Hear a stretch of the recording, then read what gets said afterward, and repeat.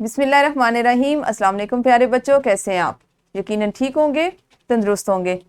پیارے بچوں، ہم ابھی پڑھیں گے اردو اور جماعت ہوگی ہماری سوم، جس میں سبق نمبر 12.1 کو آج ہم پڑھیں گے پاکستان کی سیر۔ آج کے سبق کے حاصلات تعلم ہوں گے آپ کے اسم نکرہ اور اسم معرفہ کی پہچان کر سکیں۔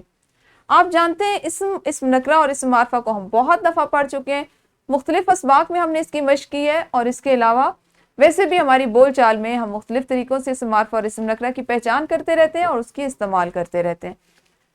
جلدی سے کیجئے دہرائی، اسم ضمیر کون کون سے ہیں؟ ہم نے اپنے پچھلے سبق میں اسم ضمیر کے بارے میں پڑھا تھا۔ آپ نے ویڈیو کو روکتے ہوئے بھی جلدی سے بتانا ہے کہ اسم ضمیر کون کون سے ہیں۔ جی آپ سب نے بتایا، شاباش۔ ہم نے آج اسم معرفہ اور اسم نکرہ کے متعلق چونکہ پہلے سے پڑھ چکے ہیں تو اس کی ایک صرف ورک شیٹ حل کریں گے۔ آج کی جماعت میں آپ کی معلمہ آپ کو اسی طرح تھوڑی سی دہرائی کروائیں گی، آپ سے کچھ اس کے جو اہم اصول ہیں ان کے بارے میں پوچھیں گے، اور اس کے بعد آپ کے لیے ایک ورک شیٹ بنائی گئی ہے، وہ آپ سے کروائیں گی۔ ورک شیٹ سے پہلے کتاب کا جو سوال نمبر 7 ہے اس کو آپ سب بچے انفرادی سرگرمی کے طور پر مکمل کریں گے۔ سوال یہ ہے کہ درج ذیل الفاظ میں سے اسم معرفہ اور اسم نکرہ الگ الگ کریں۔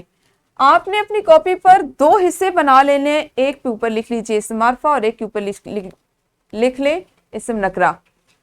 اسم معرفہ جو ہیں ان کو تلاش کر کے پہلے والے خانے میں لکھیں اور دوسرے میں اسم نکرہ لکھ لیں، ٹھیک ہے؟ ویڈیو کو روک کے یہ 2 منٹ کی سرگرمی ہے، اس کو پہلے کر لیں۔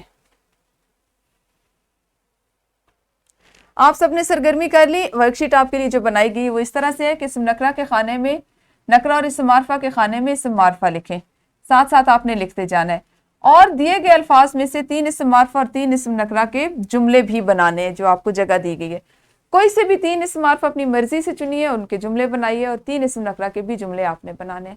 یہ ورک شیٹ آج اس لیے آپ کو دی جا رہی ہے کہ آپ اسم معرفہ اور اسم نکرہ کی مزید مشق کر سکیں۔ آج کا ہمارا سبق بس اتنا ہی تھا۔ کل اس سبق کو اگلے حصے میں پڑھیں گے اور دیکھیں گے کہ کون سے حاصلات تعلم ہیں جن پہ ہم نے کام کرنا ہے۔ اس وقت تک آپ سب اپنا خیال رکھیے۔ اللہ حافظ، شکریہ۔